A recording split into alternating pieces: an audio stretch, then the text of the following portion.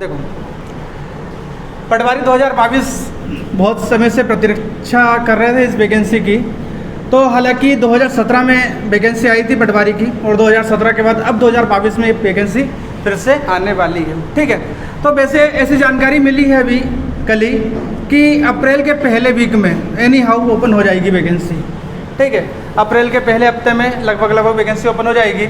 और यदि अप्रैल में होती है तो ये भी गारंटी है कि वो जून में पेपर ले लेगा, ज़्यादा समय देगा नहीं, जून में पेपर हो जाएंगे। कारण ये है क्योंकि उसको फिर MPSI की भर्ती करना है। ठीक है ना, तो सीधे अपन देखते हैं कि पटवारी की तैयारी करेंगे कैसे अपन, क्या पढ़ना है, कितना पढ़ना है, और दूसरे बच्चों से अपन आगे कैसे निकल सकते हैं। ठीक है ना, तो सबसे पहली बात यह है कि पटवारी का जो एग्ज़ाम देंगे अपन, उसमें जो पूछता है तो एक होता है पंचायती राज।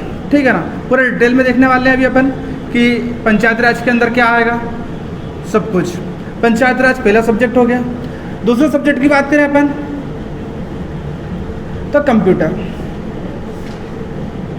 ठीक है, तीसरा सब्जेक्ट अपना रहेगा इसमें हिंदी। चौथा सब्जेक्ट इसमें रहेगा अपना गणित, और पांचवा सब्जेक्ट इसमें रहेगा अपना जीके। ये टोटल 5 सब्जेक्ट है अपने। ठीक है, 5 सब्जेक्ट, प्रत्येक सब्जेक्ट से 20 क्वेश्चन रहेंगे 20 नंबर के, और टोटल अपने पास 100 नंबर रहेंगे और 100 क्वेश्चन रहेंगे। इतना अपने को पहले क्लियर है कि भैया 20 नंबर में पंचायती राज आएगा, 20 नंबर में कंप्यूटर आएगा, 20 नंबर में हिंदी आएगा, 20 नंबर में गणित आएगा, और 20 नंबर में जीके आएगा। ठीक है ना, अब ये 100 नंबर का टोटल पेपर है, तो ये बात भी निश्चित है कि कम से कम लड़कियों को 80 प्लस नंबर होना ही चाहिए। कम से कम 80 प्लस नंबर इसलिए बोल रहा हूँ क्योंकि अगर फाइनल कटअप मारना अगर अपने को तो 80 प्लस नंबर तो अपने को लगेंगे ही लगेंगे। ठीक है ना, तो इसमें अपने कोई रोक नहीं रहा है। और लड़कों के लिए कम से कम 85 प्लस नंबर तो होना ही होना है, कोई भी कैटेगरी में, वो जनरल की बात करें, OBC की बात करें, चाहे कोई भी SC ST में थोड़ा छूट है भले ही। ठीक है, तो 80 प्लस लड़कियों को और 85 प्लस लड़कों को इतने मार्क्स तो होना ही होना। ठीक है, अब ये मार्क्स कैसे आएंगे, क्या पढ़ना है अपने को, दूसरों से आगे अपन कैसे निकलेंगे, उस पर अपन चर्चा करते हैं। तो सबसे पहले अपन देखते हैं पंचायती राज। पंचायती राज एक ऐसा सब्जेक्ट है कि अगर इसको सही तरीके से पढ़ लिया अपन ने तो ये अपने को दूसरों से आगे निकाल देगा, और जीके अगर सही तरीके से पढ़ लिया दूसरों से आगे निकल सकते हैं अपन, क्योंकि गणित हर बच्चा करता है, सबको आता है, हिंदी सरल है, सब मारेंगे, और कंप्यूटर भी DCE PGDCE CPCT सबने करके रखी होती है। तो ये 3 चैप्टर ऐसे होते हैं जो सब बच्चे कॉमन नंबर लेके आ सकते हैं। ठीक है ना, अपने को अगर आगे निकलना है तो पंचायती राज व्यवस्था बहुत अच्छे से पढ़ना पड़ेगा अपने को, और जीके में कवर करना पड़ेगा। कैसे कवर करेंगे अपन, क्या क्या पूछेगा, ये सारी चीज़ अपन देखते हैं। सबसे पहले अपन बात करते हैं पंचायती राज व्यवस्था की।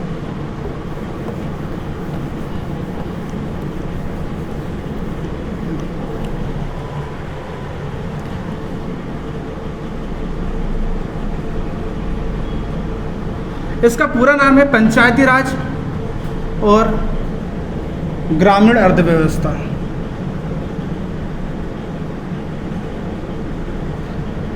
इसको पूरा अगर अपन बोलेंगे, व्यक्ति पंचायती राज लेके चलते रहता है कि भाई पंचायती राज पढ़ना है, मगर इसको अपन पूरा जब कंप्लीट करते हैं तो इसे पंचायती राज और ग्रामीण अर्थव्यवस्था के नाम से जानते हैं। ठीक है ना, सबसे पहला इसमें टॉपिक जो अपन स्टार्ट करेंगे वो रहेगा पंचायती राज का इतिहास। पंचायती राज का इतिहास, पंचायती राज का इतिहास। पंचायती राज की आवश्यकता क्यों पड़ी अपने को, ऐसी क्या आवश्यकता थी, पंचायती राज व्यवस्था को लागू करना पड़ा था।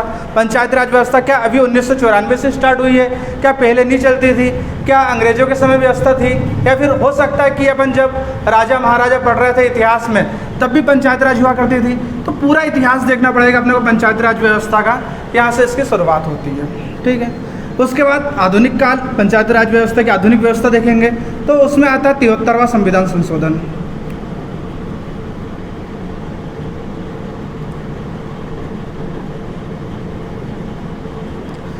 संविधान संशोधन इतिहास के बाद 73वां संविधान संशोधन। 73वां संविधान संशोधन में अपने को पूरे अनुच्छेद मिल जाएंगे, कौन कौन से संशोधन हुए हैं, उसमें क्या क्या नया जोड़ा गया था, कौन सी व्यवस्था को कब लागू की गई थी, ये सारी व्यवस्था अपने को 73वां संविधान संशोधन में देखने को मिलेगी। ठीक है, ये 3 चीज़ें होती हैं, 2 चीज़ें होती हैं। तीसरी अगर बात करें अपन तो अब पंचायती राज व्यवस्था की स्टार्टिंग होती है।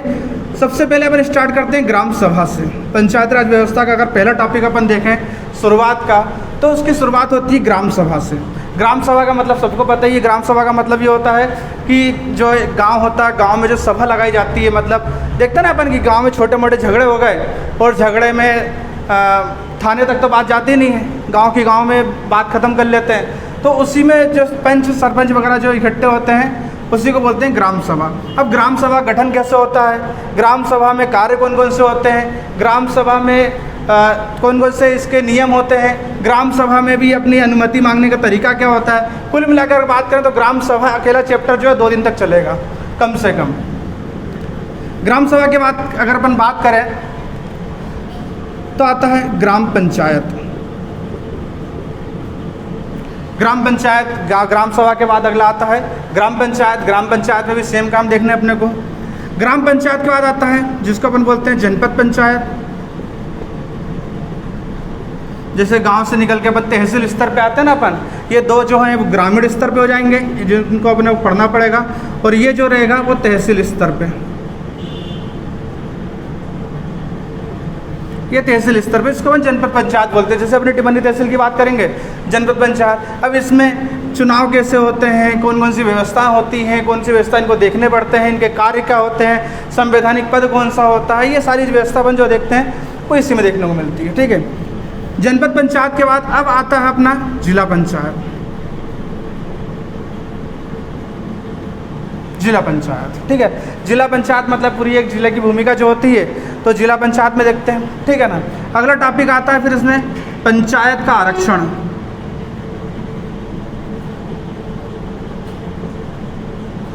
पंचायत में क्या आरक्षण रहते हैं, किसको कितने आरक्षण रहते हैं, महिलाओं को कितने आरक्षण है, पुरुषों को कितना आरक्षण होता है, तो ये पंचायत में आरक्षण। ठीक है ना। इसके बाद अपन 8वें टॉपिक की बात करें तो पंचायत में पैसा कहाँ से आता है, वित्तीय संसाधन। वित्तीय संसाधन पंचायत में जो उनके साधन होते हैं कि भाई पंचायत अब सरकार पैसा देती है मगर पंचायत का एक्स्ट्रा, जैसे कि अपन देखते हैं ना कि गवर्नमेंट सरकार है या फिर अपनी जो जनपद पंचायत वगैरह जिला पंचायत होती है, इनको नल टैक्स मिल जाता है, बिजली टैक्स मिल जाता है, विभिन्न प्रकार के टैक्स मिलते हैं, तो इनको ये होता है। तो अपनी जो पंचायत होती है उसमें पैसा कहाँ से आता है, वित्तीय संसाधन कौन कौन से हैं ये देखने को मिलता है। ठीक है ना। 9वां टॉपिक इसमें रहेगा सहायक संस्थाएं। पंचायती राज की जो सहायक संस्थाएं होती हैं इनमें कौन कौन सी संस्थाएं इसकी महत्वपूर्ण भूमिका निभाती है, ये इसका अगला टॉपिक रहेगा। ठीक है। सहायक संस्थाएं के बाद आता है 10वां ग्राम कचहरी। ग्राम कचहरी, ठीक है, ये ग्राम कचहरी जो है वो ग्राम सभा का ही एक भाग होता है मगर उसमें थोड़े से आर्टिकल अलग से आते हैं, इसलिए उसको एक अपन को अलग से पढ़ना पड़ेगा। ठीक है ना। हालांकि ग्राम सभा का एक भाग है ग्राम कचहरी, मगर उसको एक क्लास की बात रहती है वो, इसलिए उसको ख़त्म कर देते हैं एक क्लास में। ठीक है ना। ग्राम कचहरी, ग्राम कचहरी के बाद रहेगा निर्वाचन, चुनाव। चुनाव सारे प्रकार के देख लेंगे अपन एक ही बार में। एक रहता है प्रकीर्ण, संविधान सबने सुना पढ़ा होगा और संविधान में एक शब्दावली सुनने को मिलती है अपने को, प्रकीर्ण या निरस्ती सुना है। ठीक है, तो वो यहीं से देखने को मिलती है। ठीक है ना। 13वां टॉपिक है अपने पास पंचायतों का नारा। पंचायतों का नारा, पंचायतों के जो प्रमुख नारे हैं वो कौन कौन से पंचायतों के नारे हैं, और लास्ट टॉपिक होता है इसका वो है प्रमुख योजनाएं।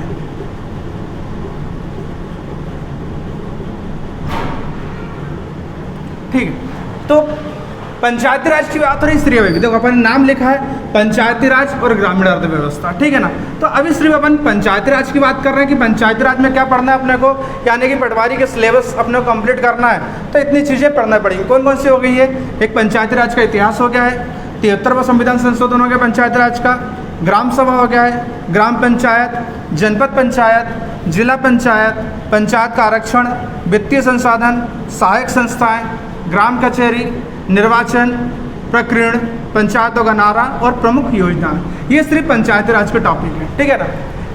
अगर अपन ग्रामीण अर्थव्यवस्था के टॉपिक की बात करें तो ग्रामीण अर्थव्यवस्था का टॉपिक तो मैं लिख ही नहीं रहा हूँ, कारण ये है नहीं लिखने का क्योंकि जब मध्य प्रदेश पढ़ेंगे अपन तो मध्य प्रदेश में ग्रामीण अर्थव्यवस्था कंप्लीट हो जाएगी। कैसे, मध्य प्रदेश में जब वन पढ़ेंगे अपन तो वन। ग्रामीण अर्थव्यवस्था का मतलब होता है कि अपने को पूरी वन, कृषि, पशुपालन, पशुधन जिसको बोलते हैं अपन, पशुधन, ठीक है ना, मिट्टी, नदी, ये सारे टॉपिक पढ़ने पड़ेंगे अपने किसमें, ग्रामीण अर्थव्यवस्था में, ठीक है। पंचायती राज में ये 14 टॉपिक कवर हो जाएंगे, यहाँ से पटवारी में इसके बाहर कुछ भी नहीं जाने वाला है। और ग्रामीण अर्थव्यवस्था में वन, कृषि, पशुधन, मिट्टी, नदियाँ, ये सारी चीज़ें जो आती हैं वो ग्रामीण अर्थव्यवस्था में कंप्लीट हो जाती हैं। मगर इनको कंप्लीट करने का सबसे अच्छा तरीका ये होता है कि जब मध्य प्रदेश पढ़ना शुरू करेंगे अपन, तो मध्य प्रदेश में लगे हाथ ये सारी चीज़ें खत्म हो जाती हैं। इसीलिए ग्रामीण अर्थव्यवस्था को अपन ने हाइड कर दिया, अभी सिर्फ और सिर्फ हाईलाइट किया अपन ने पंचायत राज व्यवस्था को, जिसमें 14 टॉपिक देखने को मिलेंगे अपने को, ठीक है। इनको नोट डन करो फटाक से, फिर अपन नेक्स्ट देखते हैं।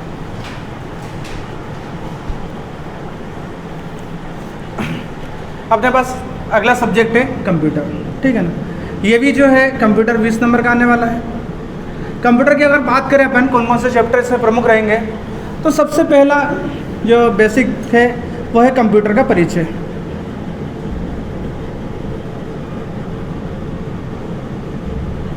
सबसे पहला जो अपने को पढ़ने को मिलता है कंप्यूटर का परिचय, कंप्यूटर कब बने थे, कंप्यूटर में विभिन्न प्रकार की बातें जो होती है वो, ठीक है।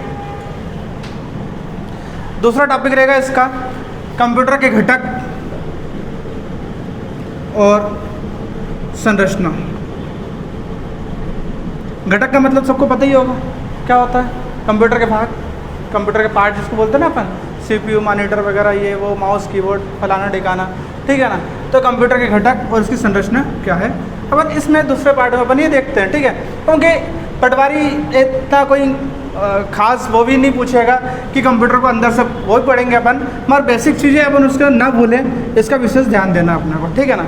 तीसरा अगर अपन बात करें तो पूछने वाला है वो सॉफ्टवेयर और ऑपरेटिंग। सॉफ्टवेयर और ऑपरेटिंग का अपने को ज्ञान होना चाहिए, क्योंकि देखो पिछली बार भी अपन ने देखा था, या पिछली बार के अपन पेपर उठा के देखेंगे, बहुत बेसिक बेसिक क्वेश्चन पूछ लिए थे उनने, ठीक है। सॉफ्टवेयर संबंधी जो क्वेश्चन थे वो बहुत बेसिक बेसिक क्वेश्चन पूछ लिए थे, इसलिए अपने को सॉफ्टवेयर के बारे में जानकारी होना ही होना। अगर चौथा अपन देखें इसमें, तो चौथा होता है कंप्यूटर की भाषाएं। कंप्यूटर की कौन कौन सी भाषाएं होती हैं, कंप्यूटर क्या समझता है, तो कंप्यूटर की भाषाएं होगी, लैंग्वेज, ठीक है। उसके बाद अगला होता है कंप्यूटर नेटवर्किंग।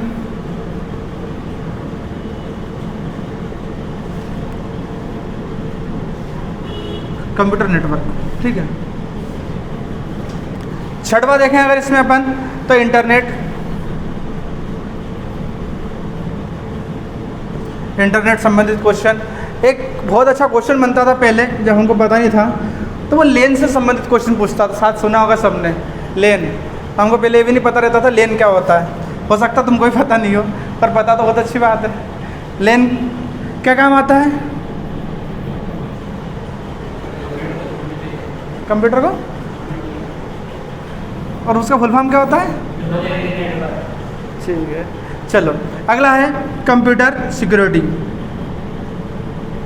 कंप्यूटर सिक्योरिटी, ठीक। देखो शॉर्ट टॉपिक हो गया अपने पास, बेसिक बेसिक चीज़ें देख रहे हैं अभी अपन। पहला है अपने पास कंप्यूटर का परिचय, इसमें सिर्फ कंप्यूटर के बारे में पढ़ना अपने को। दूसरा है उसके तत्व, कंप्यूटर किससे मिलकर बना होता है, उसकी संरचना कैसे होती है, उसके कौन कौन से भाग होते हैं। तीसरा पढ़ना अपने को सॉफ्टवेयर और ऑपरेटिंग के बारे में। चौथा पढ़ना अपने को कंप्यूटर की कौन कौन सी भाषाएँ होती हैं। पाँचवा पढ़ना अपने कंप्यूटर की नेटवर्किंग, ठीक है ना। छठवां पढ़ना है इंटरनेट, और सातवां पढ़ना है कंप्यूटर सिक्योरिटी। और बता दूं मैं कि ये मैं नहीं पढ़ाने वाला, एक दूसरा टीचर आएगा कंप्यूटर के लिए जो कंप्यूटर एक्सपर्ट है। देखो मेरा क्षेत्र जो नहीं होता उसमें मना कर देता हूँ मैं, तो जो कंप्यूटर का एक्सपर्ट रहेगा अपना एक हमारे दुर्गेश भाई जो है, उनको बुलाऊंगा मैं, तो वो कंप्यूटर वही पढ़ाएंगे, ठीक है ना। मेरे को तो इसलिए देख देख के लिखना भी पड़ रहा है ठीक है। तो कंप्यूटर सिक्योरिटी, माइक्रोसॉफ्ट वर्ड हो गया, माइक्रोसॉफ्ट से सभी क्वेश्चन बनेंगे। माइक्रोसॉफ्ट, अपन वर्ड की बात करें या एक्सेल की बात करें, ठीक है, या पावर पॉइंट की बात करें, चला है खूब है, ठीक है।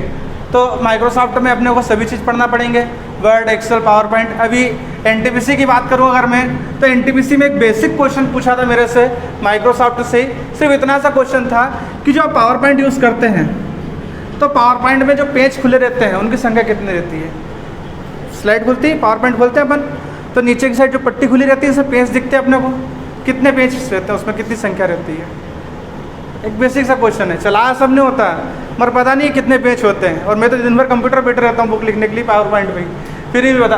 ये तो बेसिक क्वेश्चन, मतलब जहाँ शायद हो सकता है बुक में भी ना मिले, ये क्वेश्चन बुक में भी नहीं मिलते अपने को, मगर जिसने चला है वो इसका आंसर दे सकता है, ठीक है ना। नोवा अगर अपन बात करें तो इसके जो शॉर्ट फॉर्म होते हैं, कंप्यूटर शॉर्ट फॉर्म, ठीक है ना, तो ये रहेगा। और 10वां इसके महत्वपूर्ण तथ्य, महत्वपूर्ण तथ्य इसलिए लिख दिया मैंने इसको क्योंकि बहुत सारा इतना सब कुछ पढ़ने के बाद भी कुछ क्वेश्चंस ऐसे रहते हैं कि जो छूट जाते हैं, ठीक है ना, उनको कवर करेंगे लास्ट में महत्वपूर्ण तथ्य से। ये मैं खुद ही दूंगा, मेरे पास जो एक लिखे हुए हैं अलग से जो पुराने एग्जाम्स में आ चुके हैं क्वेश्चंस, उनको कलेक्ट किए हुए हैं, तो उनका अपन सीधे सीधे एक पेज पे लिख लेंगे और वो अपन एक बार उनको रीडिंग कर लेंगे तो अपना काम हो जाएगा, ठीक है ना। महत्वपूर्ण तथ्य का मतलब ये है कि प्रीवियस ईयर में आए हुए कंप्यूटर के क्वेश्चंस, ठीक है। तो कंप्यूटर में इससे ज़्यादा कुछ भी नहीं पूछेगा, सिर्फ और सिर्फ 9 टॉपिक है अपने पास। बेसिक है कंप्यूटर का परिचय, घटक और संरचना, सॉफ्टवेयर ऑपरेटिंग, कंप्यूटर की भाषाएँ, कंप्यूटर नेटवर्क, इंटरनेट, कंप्यूटर की security, Microsoft Word, Excel, PowerPoint, short form और महत्वपूर्ण तथ्य। इसके अलावा कुछ भी नहीं है कंप्यूटर में। इसी से 20 नंबर का पूरा कंप्यूटर अपने को देखने को मिलेगा, ठीक है। इसको भी निकाल लो जल्दी से, मतलब लिख लो।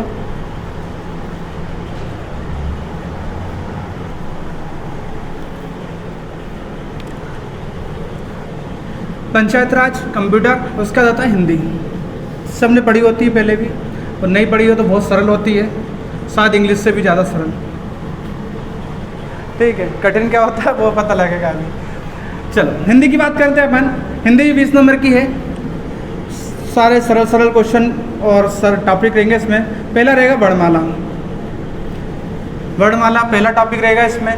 हालांकि कहने को बहुत सरल है मगर जब क्वेश्चन देता बना करके वो, तो ऐसा लगता है कि इंग्लिश से भी कठिन हिंदी है, कभी कभी होता है ऐसा, मगर सरल ही रहेगा, कोई दिक्कत नहीं। तो वर्णमाला, संधि,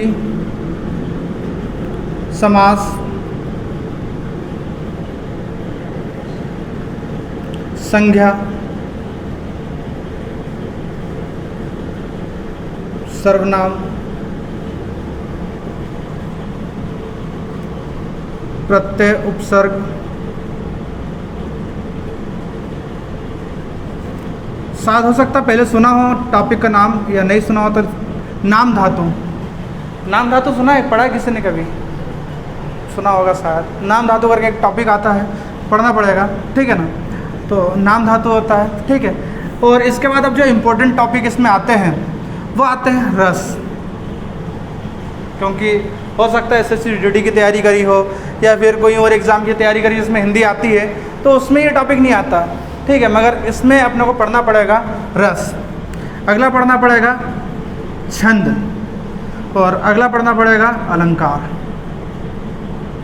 ये मान के चलो कम से कम 4 से 5 नंबर तो फिक्स है, रस छंद अलंकार के आएंगे ही आएंगे। पिछली बार भी आए थे, 2 से 3 क्वेश्चन आए थे, इस बार पढ़ के आएंगे। कम से कम 4-5 क्वेश्चन तो आएंगे ही रस छंद अलंकार से, तो इनको बहुत अच्छे से पढ़ना पड़ेगा, ठीक है ना, क्योंकि यही ऐसी चीज़ है जो नंबर बना करके देंगे। रस छंद अलंकार सिर्फ एसआई वाला और पीएससी वाला, ये 2 पढ़ते हैं। इसके अलावा एसएससी जीडी वाले हैं, बैंक वाले हैं, या XYZ कोई भी है, ये हिंदी पढ़ते ज़रूर है मगर वो यहाँ तक सीमित रहते हैं, या फिर जो अपन लिखने वाले हैं उनके सब तक सीमित रहते हैं। ये 3 टॉपिक जो है हर कोई व्यक्ति नहीं पढ़ता, ठीक है ना। अगर ये तुमने पढ़ ली है तो ये मान के चलो 3 से 4 नंबर तुम आगे पहुँच जाओगे दूसरे लोगों से, ठीक है ना। तो रस छंद अलंकार हो गया है। 11वें टॉपिक की बात करेंगे अपन, तो पता ही है अपने को, लोकोक्ति, लोकोक्ति, मुहावरे,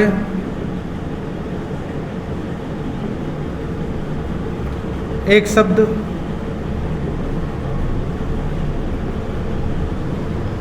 ठीक है। अब इसमें हो सकता है कि ऐसे क्वेश्चंस पूछ ले वो कि ब्लैंक दे दे अपने को, ठीक है, रिक्त स्थान जिसको अपन बोलते हैं ना, एक निबंध दे सकता है वो, जिसमें रिक्त स्थान छोड़ देगा, 4 ऑप्शन दे देगा, इसमें से अपने को फिल करना है, ठीक है ना। हो सकता है कि ये टॉपिक इसमें रख दे, हालांकि एसएससी का टॉपिक है ये, एसएससी के एग्ज़ाम देने जाते हैं तब उसमें पूछता ही है, मगर हो सकता है कि पटवारी में ये पूछ ले, ठीक है ना। इसके बाद एक और सुना होगा शायद, इसमें एक नया टॉपिक जुड़ा था लास्ट टाइम इसमें, उसका नाम था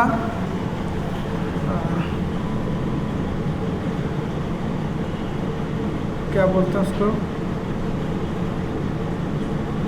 उपसर्ग और प्रत्यय। हालांकि आते नहीं है ये, कोई मतलब नहीं, लिख दिया क्या, लिख दिया उसको, ठीक है, कंप्लीट यहीं पे देखेंगे। एक वर्णमाला रहेगा इसमें, एक क्वेश्चन बनेगा ज़्यादा से ज़्यादा, एक क्वेश्चन संधि से फिक्स है कि आएगा ही आएगा, समाज से नहीं आएगा क्वेश्चन, संज्ञा से नहीं आएगा क्वेश्चन, पूछेगा तो पूछेगा संज्ञा के अवयव,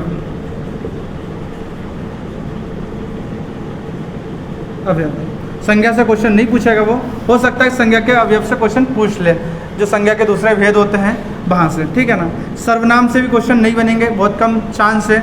उपसर्ग से लास्ट टाइम बने थे क्वेश्चन, नाम धातु से फिक्स से क्वेश्चन बनना है। रस, छंद, अलंकार, इनमें तो गार्ड बांध लो कि कम से कम 4 से 5 क्वेश्चन फिक्स से आएंगे ही आएंगे। लोकत्ति या मुहावरे, दो में से एक कुछ भी देगा वो, या तो लोकत्ति देगा तो मुहावरे नहीं देगा, मुहावरे देगा तो लोकत्ति नहीं देगा, मगर पढ़ना अपने को दोनों पढ़ेंगे।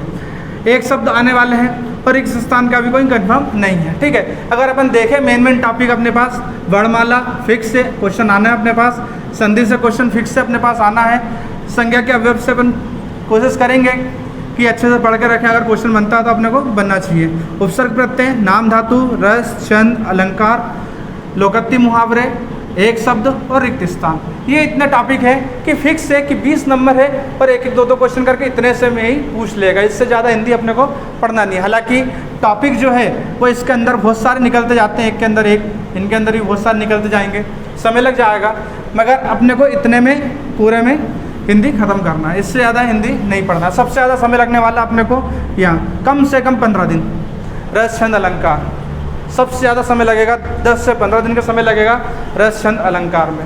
ये पूरी हिंदी एक तरफ हो जाती है और ये एक तरफ हो जाती है। कारण ये है क्योंकि इसमें इतनी चीज़ें पूछ लेता वो, एक एक के उदाहरण, फिर उनको पहचानते कैसे हैं, फिर उनको पहचानने का तरीका क्या होता है, फिर इनके एक जैसे हो जाता है उसमें भेद बताना रहता है कि इसमें भेद कौन कौन से हैं, बहुत सारी चीज़ें होती हैं, ठीक है ना।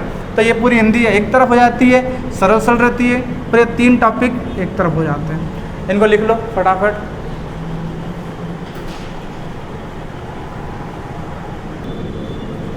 लाभ हानि,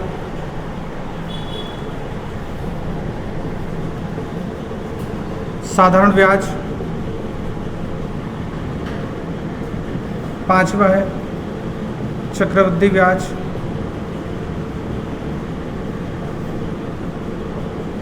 नाव धारा,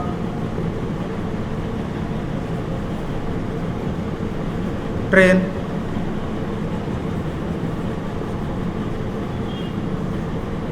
समय और काम,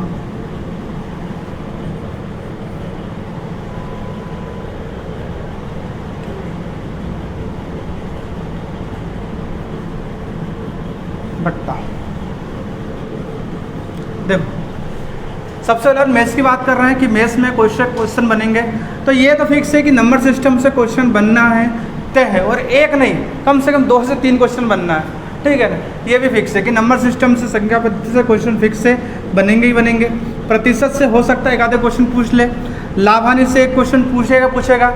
साधारण ब्याज या चक्रवृद्धि ब्याज, 2 ऑप्शनल रहेंगे उनके पास, या तो साधारण ब्याज से पूछेगा तो चक्रवृद्धि ब्याज नहीं पूछेगा, और चक्रवृद्धि ब्याज पूछेगा तो साधारण ब्याज नहीं पूछेगा, मगर अपने को पढ़ना दोनों पड़ेगा। हो सकता है कि कुछ भी पूछ ले, अपने को पता, ठीक है ना। नाव धारा से अगर क्वेश्चन पूछा उनने तो समय और काम से नहीं पूछेगा, और समय काम से पूछा उनने तो नाव धारा से नहीं पूछेगा। यही फिक्स है कि 2 में से एक कोई सा ही पूछेगा वो, ठीक है ना। ट्रेन, बट्टा जो है वो लाभ हानि के कंसेप्ट में क्लियर हो जाएगा तुम्हारा, ठीक है ना। तो मैथ्स में ये 9 टॉपिक ऐसे रहेंगे जो मोस्ट हैं, पढ़ना ही है। इतने टॉपिक में से ये मान के चलो कम से कम 15 क्वेश्चन आएंगे ही आएंगे। 15 क्वेश्चन इसलिए बोल रहा हूँ क्योंकि 5 क्वेश्चन वो हो सकता है कि ऐसे टॉपिक उठा ले कि जो रीजनिंग में भी आते हैं और मैथ्स में भी आते हैं, क्योंकि रीजनिंग आती नहीं है इसमें पटवारी में। कैसे? जैसे कि इसमें आता है प्रायिकता, प्रायिकता। प्रायिकता जो है वो रीजनिंग में भी आता है, मैथ्स में भी आता है, तो हो सकता है उठा ले वो इसको, ठीक है ना। क्रमचय संचय,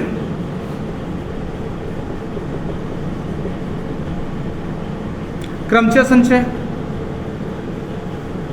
हो सकता है कि घड़ी से एक आधे क्वेश्चन बन जाए या कैलेंडर से, साथ में लिख देता हूँ इनको, घड़ी या कैलेंडर। संभावना कम है मगर फिर भी हो सकता है कि दो में से एक कोई सा भी क्वेश्चन पूछ ले वो, ठीक है।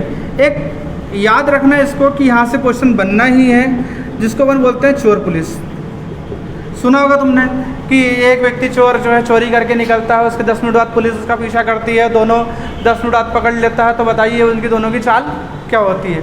इस प्रकार से जो क्वेश्चन बनते हैं, मतलब लॉजिकल क्वेश्चन बता रहा हूँ मैं, एकदम लॉजिकल क्वेश्चन है ये, ठीक है ना। देखो ये लॉजिकल क्वेश्चन हो गए हैं, लॉजिकल क्वेश्चन हो गए हैं, लॉजिकल क्वेश्चन हो गए, ठीक है। हालांकि फॉर्मूले से कर लेते हैं इनको बहुत से लोग, मगर पूछ लिएगा, ठीक है। और एक और अगर इसमें टॉपिक की अगर बात करें अपन, तो एक टॉपिक पूछ सकता है वो जिसको अपन बोलते हैं आरेख। एक आरेख, यहाँ से क्वेश्चन बन सकते हैं, ठीक है ना। इसके अलावा वो और कहीं से क्वेश्चन नहीं बनाएगा। हो सकता है, एक बात अलग है कि कुछ क्वेश्चन ऐसे आते हैं जो किसी टॉपिक से संबंधित नहीं है, कोई टॉपिक में उनका नाम लिख ही नहीं सकते, कुछ क्वेश्चन ऐसे आते हैं मगर वो पूछ लेता है, ठीक है ना। क्यों? क्योंकि वो पूरे एकदम बेसिक क्वेश्चन होते हैं, लॉजिक बेस पे होते हैं। अगर अपन बात करें, अगर अब थोड़ा सा इनको छोड़ के अगर एडवांस की तरफ रुख करें अगर अपन, तो दिक्कत हो सकती है अपने को। कैसे? कि अगर एडवांस की तरफ अपन रुख करेंगे तो पहला हो सकता है बीजगणित, फार्मूले बेस्ड क्वेश्चन होते हैं। हो सकता है कि क्वेश्चन जो बीजगणित के होते हैं, इस प्रकार के क्वेश्चन तुमने देखे होंगे कि x + 1/x बराबर कितना, तो x² + 1/x² बराबर कितना। इस प्रकार से जो क्वेश्चन आते हैं वो बेसिक क्वेश्चन होते हैं बीजगणित के, ये पूछ ले, ठीक है ना। और अगर दूसरा अपन एडवांस की बात करेंगे तो इसमें हो सकता है 2D से क्वेश्चन बन जाए। 3D तो ठीक है, दूर है थोड़ा सा। 2D से क्वेश्चन वर्ग हो गया, आयत हो गया, त्रिभुज हो गया, चतुर्भुज हो गया है, इस प्रकार से जो होते हैं, तो हो सकता है कि 2D से कुछ क्वेश्चंस बेसिक पूछ ले वो, ठीक है ना। बाकी मैं इसमें उम्मीद बिल्कुल भी नहीं रखता हूँ पटवारी में कि तीसरा टॉपिक जो होता है जिसको अपन ज्यामिति बोलते हैं, कि ज्यामिति से क्वेश्चन को पूछे, बहुत कम उम्मीद है, नहीं के बराबर। बाकी बीजगणित से उम्मीद रखते हैं कि अपन एक आधे क्वेश्चन पूछ ले, और एक आधे क्वेश्चन जो है फिक्स है कि या तो वर्ग का, आयत का, त्रिभुज का, कुछ ना कुछ वो पूछेगा ही पूछेगा। इसलिए अब वो एक नंबर कवर करने के लिए पूरा पढ़ने का पड़ेगा अपने को, चाहे अपन बीजगणित की बात करें या 2D की बात करें, दोनों अपने को पढ़ना ही पड़ेगा। देखो नंबर अब इधर बढ़ाता है अगर वो, ठीक है, तो ये बात है कि वो संज्ञा पद्धति पे कम करेगा, क्योंकि जब टीचर पढ़ाना शुरू करता है तो एडवांस में इसको जब शुरुआत करता है वो, तो वो संख्या पद्धति नंबर सिस्टम से शुरुआत करता है। तो इसलिए अगर यहाँ से क्वेश्चन ज़्यादा पूछेगा वो, तो यहाँ से कम कर देगा, और यहाँ से क्वेश्चन अगर पूछना शुरू किया उसने तो यहाँ से क्वेश्चन कम कर देगा। कुल मिला के ये है कि ये दोनों में से कम 5 क्वेश्चन या 4 क्वेश्चन तो आना ही है, ये डन है। हो सकता है 2 क्वेश्चन यहाँ से उठा ले, 2 क्वेश्चन यहाँ से उठा ले, इसलिए इनको अपने को पढ़ना ही पड़ेगा। लॉजिकल क्वेश्चन जो होते हैं वो अपन एक दिन बैठ करके ख़त्म कर देंगे। मैथ्स तुम्हारा को पढ़ाएंगे दिव्यांशु सर 1 बजे से 2 बजे तक। कुछ समस्या आ रही थी कि सुबह जो अपनी बेसिक क्लास चल रही थी वो तो चली रही है, मगर बेसिक से एक बार पटवारी स्पेशल अपन एक और क्लास स्टार्ट कर रहे हैं 1 बजे से 2 बजे तक। तो 1 बजे से 2 बजे तक इसमें मैथ्स हो जाएगा, 2 से 3 जीके कर देंगे या पंचायती राज कुछ भी, और 3 से 4 जो है वो पंचायती राज। पंचायती राज जैसे ख़त्म होगा कंप्यूटर, और कंप्यूटर ख़त्म होगा तो हिंदी। 3 ये, चौथा और ये 5वां, ठीक है। 3 टीचर अलग अलग रहेंगे उसके लिए। तो मैथ्स में ये चैप्टर है, इनको लिख लो। क्यों लिख रहे हैं अपन उसको भी बताऊंगा, पूरा क्लियर करेंगे। अभी लिख लो। अभी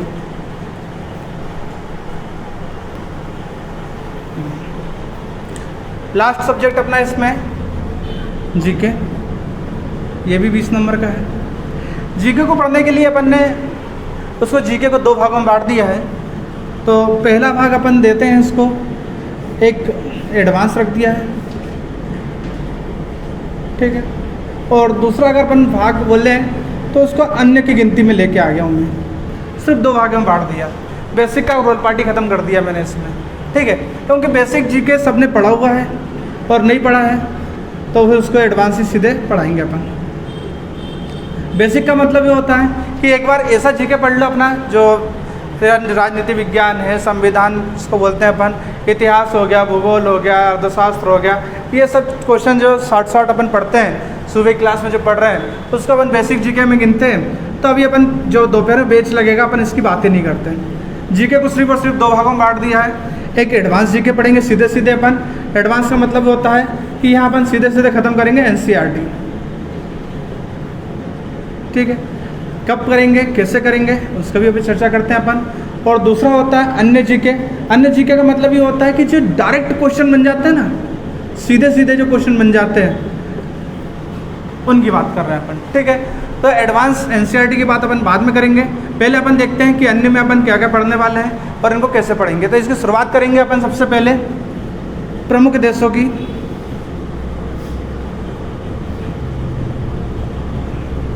सीमा से।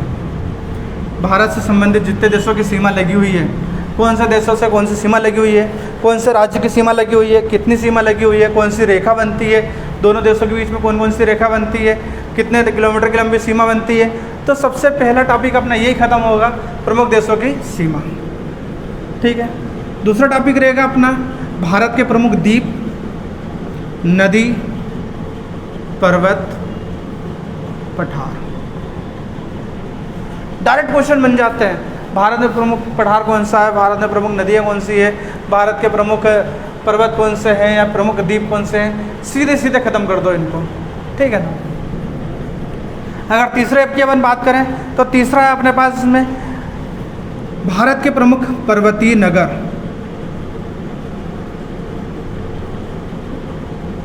और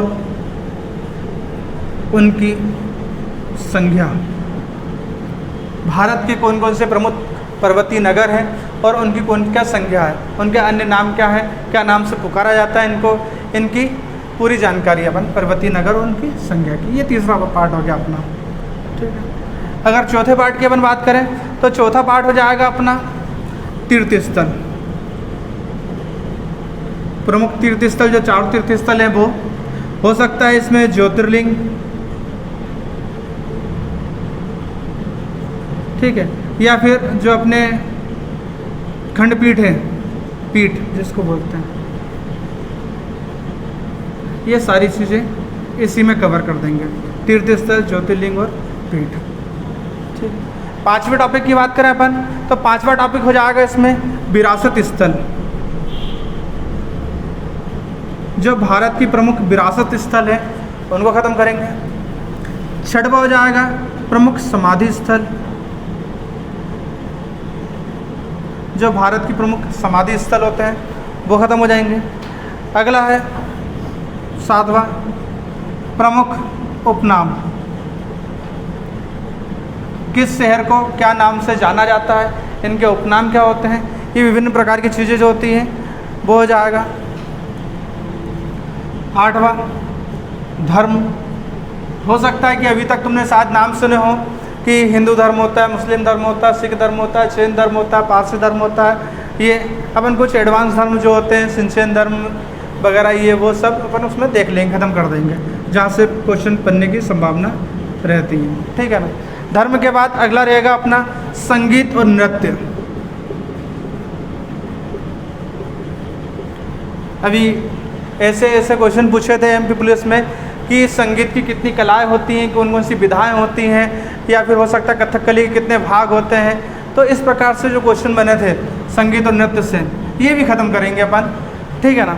उसके बाद जो अगला टॉपिक है इसमें प्रमुख संसाधन। भारत के जो प्रमुख संसाधन हैं ये ख़त्म करना है, प्रमुख संसाधन। 11वां बन जाएगा प्रमुख पुरस्कार अवार्ड। ये हालांकि करंट अफेयर्स में जाएगा, मगर करंट अफेयर्स में सिर्फ उतनी चीज़ें मिलती हैं कि अभी वर्तमान में किसको कौन सा अवार्ड और पुरस्कार दिया गया है। बहुत सारे ऐसे पुरस्कार अवार्ड हैं जो दिए जाते हैं मगर वर्तमान में नहीं दिए गए हैं, इसलिए अपने को वो भी कवर करना है, ठीक है ना। और 12वां, हालांकि मुझे लगता नहीं कि यहाँ से क्वेश्चन पूछेगा वो, मगर पढ़ लेंगे। सेना प्रणाली, भारत की तीनों सेनाएं जो हैं उसमें प्रमुख पद कौन कौन से होते हैं, कार्य कौन कौन से होते हैं, उनके प्रमुख दिवस कौन कौन से होते हैं, उनके ध्येय वाक्य क्या होते हैं, इनके प्रमुख वचन कौन कौन से होते हैं, इनके प्रमुख औजार कौन कौन से होते हैं, बटालियन जो होती हैं वो, ये सारी चीज़ें तो इसमें कवर कर लेंगे। तो कुल मिला के ये है कि अपन ने इनको 2 भागों में बांट दिया था। एक बांट दिया था अपन ने एडवांस NCERT में, और एक बांट दिया था अन्य भाग में। अन्य भाग जो है वो इतने हैं, ऐसा लगता है कि अगर क्वेश्चन सीधे सीधे बनते हैं जिसको अपन कुल मिला के बोलते हैं ना स्टैटिस्टिक्स जी के बोलते हैं, ठीक है ना, ये वही चीज़ है, ठीक है ना। अगर सीधे सीधे क्वेश्चन पूछ रहा है वो तो यहाँ से पूछ लेगा, ठीक है। अब इसमें कुछ चीज़ें छोड़ दी है मैंने, कौन सी छोड़ दी है? भारत में प्रथम महिला, प्रथम प्रथम पुरुष, प्रथम ये, प्रथम वो, ठीक है ना, वो अपन होमवर्क के तौर पे उनको यूज़ करेंगे। एक दिन में एक भी पढ़ के आएंगे तो ख़त्म कर देंगे।